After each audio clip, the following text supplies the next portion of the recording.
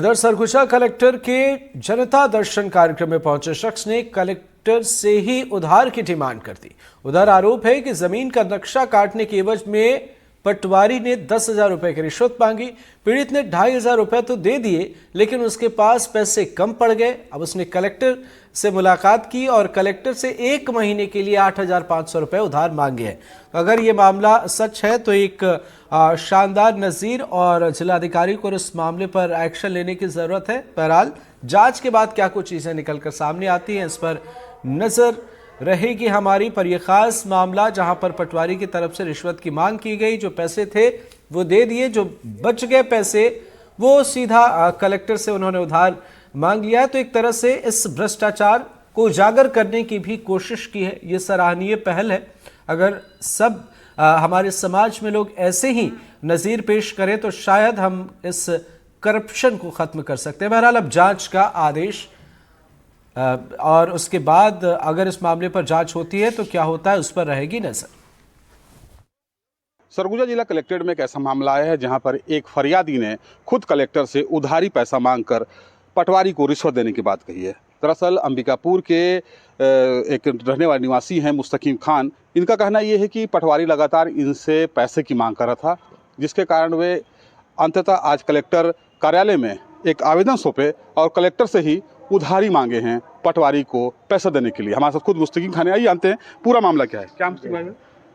मैं 1 महीना पहले उनको जो है बोला कि कागज़ जो है मैं उसमें इश्तेहार भी छपवा दिया था। अच्छा।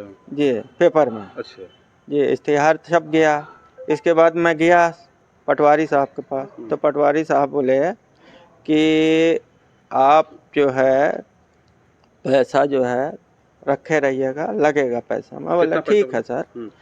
तो कितना लगेगा कुछ नहीं बताया। मैं बोला ठीक है, जो भी लगेगा मैं दूंगा। मैं बोला थोड़ा बहुत जो भी लगेगा दूंगा। अब ज़्यादा मांग होगा तो मेरे पास नहीं है सर। मैं बोला 2,000, 2,500, 3,000 तक मैं कहा मान जाएंगे। उतना में नहीं माने, बोल रहे हैं फिर 10,000। अब 10,000 के बाद फिर कहेंगे 20,000, तो मैं कहाँ से लाऊंगा सर? अच्छा। उनको देना पड़ेगा, उनको देना पड़ेगा, बड़े को देना पड़ेगा, मैं कहाँ से लाऊंगा? फिर क्या किए? फिर इसके बाद वही मैं बोला कि अब जा रहा हूँ कलेक्टर, इसके बाद काम होगा वहीं से। तो कलेक्टर साहब का आवेदन दिए हैं आप? जी। तो उसमें क्या लिखा? तो उसमें मैं दे दिया हूँ कि मेरे को उधारी पैसा चाहिए। अच्छा। जी, मेरे को 8,500 रुपये उधारी दीजिए, मैं 1 महीना के बाद आपको लौटाऊंगा। और मैं जो दिया हूँ 2,500 उसको तो हटाइए। तो कलेक्टर साहब मुलाकात हुई आपकी? नहीं, वो छोटे कलेक्टर साहब। वो क्या बोले? वो कुछ नहीं बोले हैं। कुछ काम का आश्वासन दिए, काम हो जाएगा? बस कागज़ को देखे हैं, इसके बाद बस मेरे को कुछ नहीं बोले।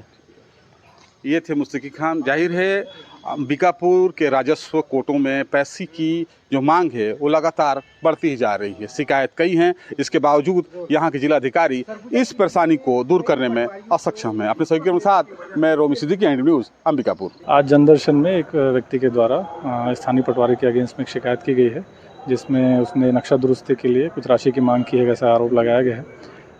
उसमें ये भी मांग की गई है कि संबंधित पटवारी के ऊपर अर्थदंड लगाते हुए उस पर आवश्यक कार्रवाई करें। तो मामला संज्ञान में आया है, उस पर अभी आवश्यक जांच करके जो नियमानुसार कार्रवाई बनता है वो हम लोग उसको करेंगे। अच्छा, पटवारियों के खिलाफ लगातार रिश्वत के मामले आते हैं, एंटी करप्शन में कभी पकड़ाते हैं, कभी आम आदमी आरोप लगाता है। तो ये गंभीर जो एंटी करप्शन में पकड़ा भी गया एक आरोपी पटवारी, वो जेल से छूट गया, ऐसे कैसे हो जाता है? पूरा आम आदमी परेशान है। नहीं, अब वो एंटी करप्शन वाला जो जेल से छूट के बता रहा है उसका तो मैं टिप्पणी नहीं कर पाऊंगा। बाकी जो हमारे पास संज्ञान में आया है उस पर अभी जो आपने बताया है और हमारा शिकायत है उसके हिसाब से हम जांच करेंगे। जांच पे अगर सत्यता पाई जाती है और उस पर कि रिश्वत के संबंधित आरोप जो सही पाया जाता है तो उस पर कठोर से कठोर कार्रवाई करेंगे। हमारे साथ सहयोगी रोमी सिद्दीकी अंबिकापुर से जुड़ गए हैं। रोमी, बताइए क्या है पूरा मामला? एक अनोखा मामला सामने आया, क्या इस मामले में जांच को लेकर कोई बात कही गई है? देखिए, इस पूरे मामले में जांच की बात तो SDM बोल रहे हैं, लेकिन फरियादी के सामने खुद सरगुजा कलेक्टर भी थे।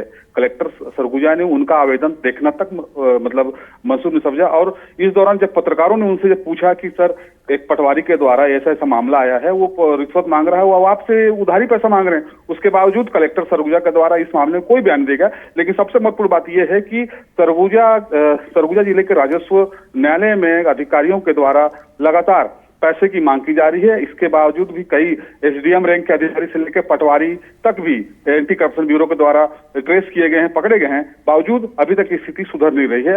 आम लोग काफी परेशान हैं। बिल्कुल रोमी, तो अब इस मामले में क्या अपडेट है? अभी हमने अधिकारियों के भी बयान सुने हैं, उन्होंने कहा है कि मामला सामने आया, संज्ञान में लिया गया है मामला, क्या उम्मीद करें और पीड़ित पक्ष की तरफ से क्या कहा जा रहा है? देखिए, पीड़ित पक्ष चूंकि काफी गरीब तबके का है, मीडिया वालों के बाद जब मामला सामने आया तो अब एसडीएम अंबिकापुर का कहना कि मामले की जांच करेंगे, जांच के बाद मामला जब सामने आएगा तो उसके बाद कार्रवाई हो। तो कहीं ना कहीं देखा जाए तो विभाग, चूंकि एसडीएम भी तो राजस्व विभाग के अधिकारी हैं, ऐसे में राजस्व विभाग की कार्यप्रणाली को लेकर कहीं ना कहीं आम जनता काफी परेशान है। अब ये देखना होगा आने वाले समय में इस पूरे मामले में क्या कार्रवाई होती है, क्योंकि जांच के बाद तो अधिकारी कह रहे हैं। जी बिल्कुल, आप नजर बनाए रखें, बहुत बहुत शुक्रिया।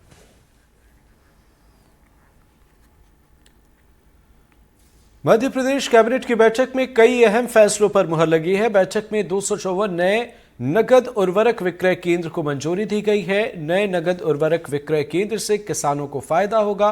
मध्य प्रदेश के सरकारी नौकरी में महिलाओं को 33% की जगह पर 2% बढ़ाकर अब 35% आरक्षण मिलेगा। मध्य प्रदेश में 660 मेगावाट के पावर प्लांट लगाए जाएंगे। 830 मेगावाट की इकाइयों को डीकमीशन किया जाएगा।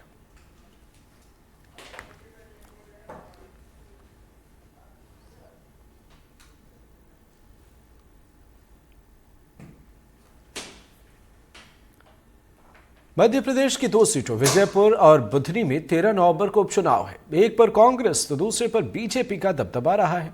दोनों सीटों को लेकर दोनों दलों ने पूरी ताकत झोंक दी है।